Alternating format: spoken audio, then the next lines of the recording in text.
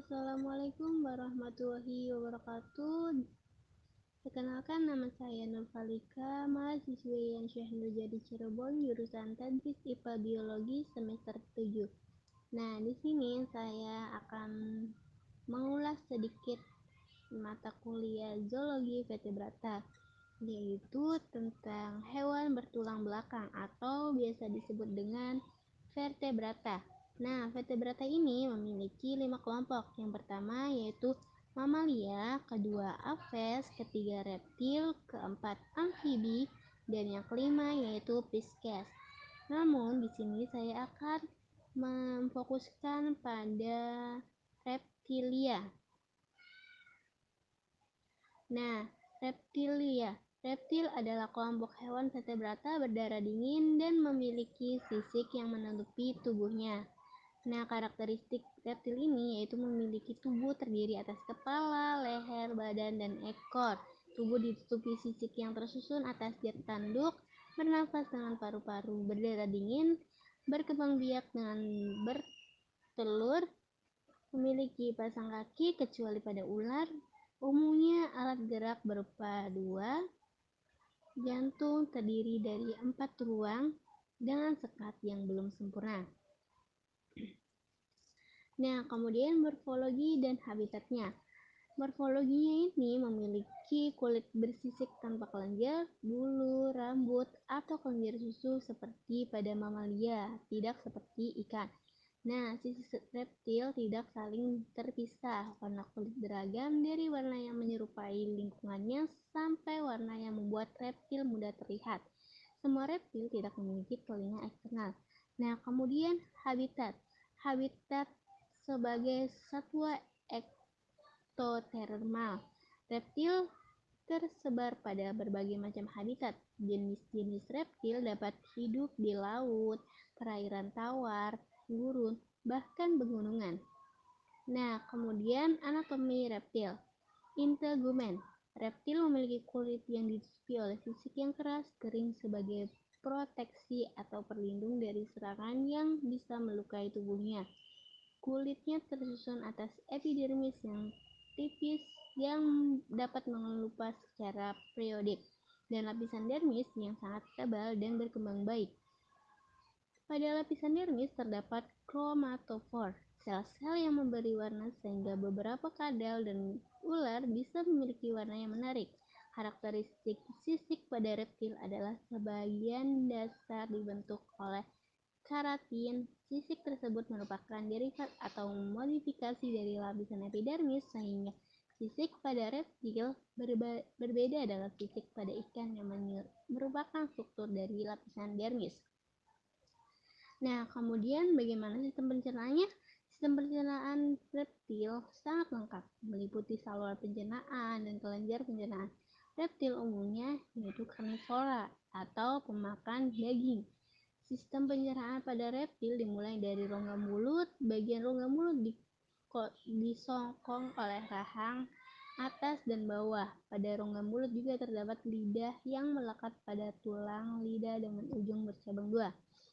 Semua reptil memiliki gigi kecuali pada ordo Testudinata.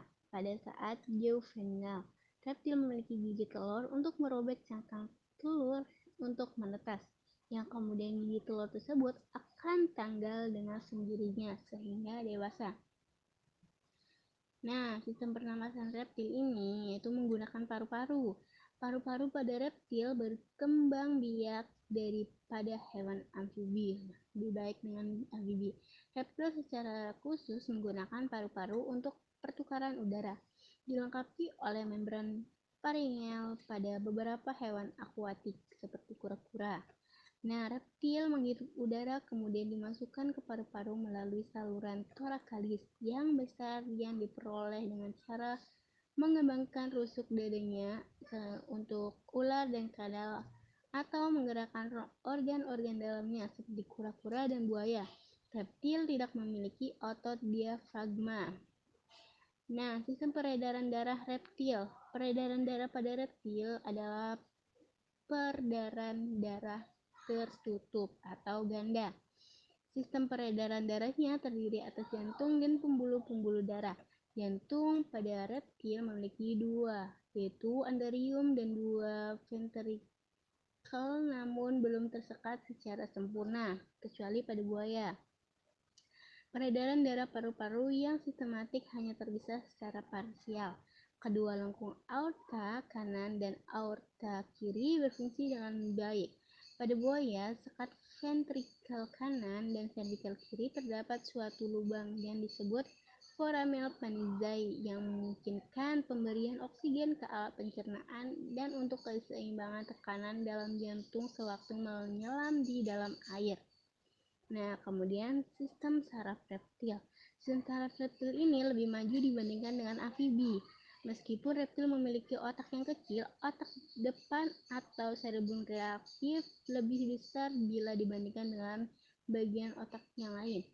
Buaya merupakan hewan pertama yang memiliki cerebral cortex neopallium, yang sebenarnya hubungannya ke sistem saraf pusat lebih maju. Dengan pengecualian indera pengendaraan, organ sensori pada umumnya berkembang dengan baik. Organ Jacobson adalah organ khusus untuk penciuman yang ada pada beberapa tetrapoda sangat berkembang pada kadal dan ular. Rangsangan bau diterima oleh organ Jacobson melalui lidah hewan reptil. Nah, kemudian sistem reproduksinya. Sistem reproduksi pada reptil ini, jenis kelamin pada reptil terpisah antara hewan jantan dan hewan betina. Pada hewan jantan, organ reproduksi terdiri atas testis, vas deferens, dan bermuara di kloaka. Saluran pengeluarannya menjadi satu dengan saluran pengeluaran dari ginjal metanephros. Semua reptil kecuali tuatara memiliki organ kopulasi yang fungsional.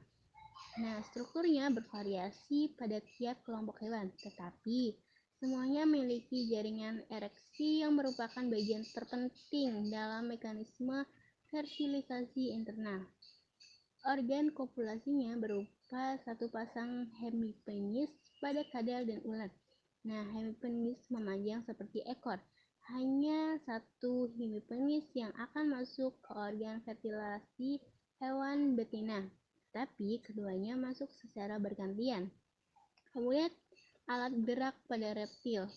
Nah, semua reptil memiliki tungkai berpasang, kecuali anggota tanpa tungkai, memiliki struktur tubuh yang lebih baik daripada amfibi, dan memiliki desain atau bentuk tungkai yang sesuai untuk berjalan di daratan. Sebagian besar reptil modern berjalan dengan tungkai-tungkai yang merenggang ke bagian luar dan perut mereka seperti dekat dengan tanah atau daratan.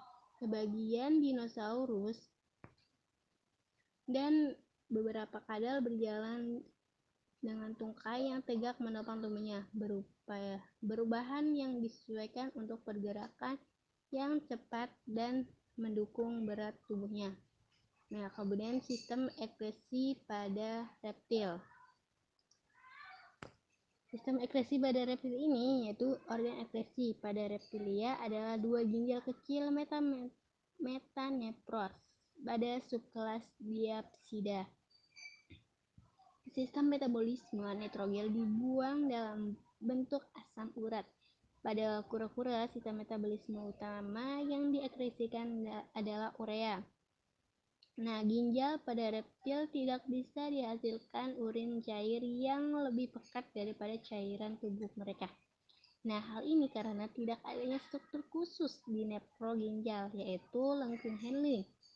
Sehingga beberapa reptil menggunakan usus besar dan kloaka untuk membantu reabsorpsi air. Nah, beberapa hewan juga bisa mengambil dan menyimpan air dalam suatu kantung. Kelebihan garam juga diekskresikan oleh beberapa reptil melalui lubang hidung atau nasal dan kelenjar garam. Nah, kemudian selanjutnya ada klasifikasi reptil. Klasifikasi reptil ini terbagi jadi 4, yaitu ordo Squamata, ordo Rhinchocephalia, ordo Testudinus, dan ordo Crocodylus. Yang pertama, klasifikasi reptil pada ordo Squamata, yaitu persebaran seperti ordo Squamata sangat luas di seluruh belahan dunia. Nah, memiliki reproduksi secara internal dan melakukan perkembangbiakan secara ovivipar atau ovipar. Nah, ordo ini memiliki 3 subordo ya.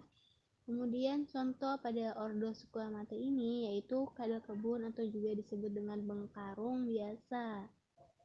Ya. Kemudian klasifikasinya bisa kita lihat ya. Dengan nama spesies Malboya multifasciata. Nah, kemudian karakteristik kadal kebun ini yaitu diantaranya tubuh memanjang, tertekan lateral, badannya tertutup oleh sekuama yang menunduk dan tidak berlendir. Mempunyai 2 pasang kaki yang kuat dan dapat digunakan untuk memanjat dengan 3 digit yang populer. Nah, kemudian morfologi kadal ini gesit, agak gemuk, total panjangnya bisa mencapai 22 cm, sisi atas tubuh warna coklat, tembaga keemasan. Nah, anatomi kadal kebun ini yaitu sistem rangka pada kadal dapat dibedakan menjadi 2 bagian yaitu endoskeleton dan endoskeleton. Nah, kemudian yang kedua ada ordo Crocodylea. Ordo Crocodylea ini biasanya memiliki kulit yang tebal dan lihat. Kepala reptil dan krokodil ini berbentuk seperti piramid yang keras dan kuat. Kemudian pada klasifikasinya yaitu buaya muara dengan nama spesies Crocodylus porosus. Nah, bisa kita lihat karakteristiknya yaitu memiliki sepasang kaki depan dan sepasang kaki belakang dengan kuku yang panjang dan tajam. Kemudian dapat bertelur hingga 6-8 butir telur, berkembang biak dan bertelur dan bernapas dengan paru-paru. Kemudian morfologinya yaitu pada buaya jantan memiliki ukuran mencapai 6-7 meter, sedangkan buaya betina sekitar 2,5-3 meter saja. Nah, kemudian anatomi pada buaya muara ini yaitu terdiri dari cavum oris atau mulut, faring, pangkal kerongkongan, esophagus kerongkong, verticulus lambung, intestinus, ada usus halus, yeyinum, ilium, coccinum, usus hidung. Nah, kemudian ketiga yaitu ordo Testudinus, yaitu ordo sendiri merupakan jenis reptil yang memiliki skeleton yang sebagian termodifikasi menjadi carapax dan plastron. Habitat dari reptil ini biasanya di air laut, air tawar, dan juga di daratan. Nah, klasifikasinya yaitu contohnya penyu dengan nama spesies Chelonia midas.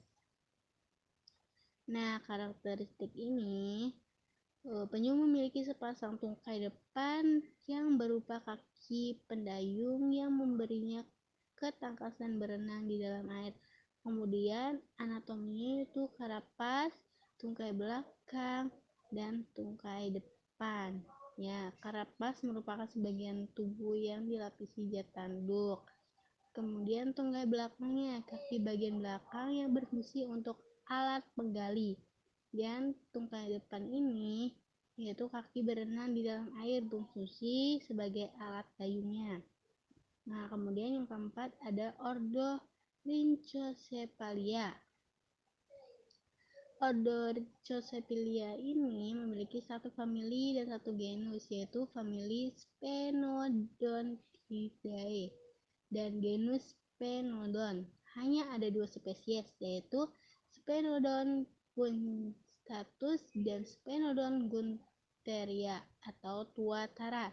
Keduanya merupakan spesies endemik dari Selandia Baru. Nah, contohnya pada ordo Squamata itu seperti bunglon nyaman atau dengan nama spesies Cameleo calipratus. Kemudian klasifikasinya sebagai ini dan memiliki karakteristik yaitu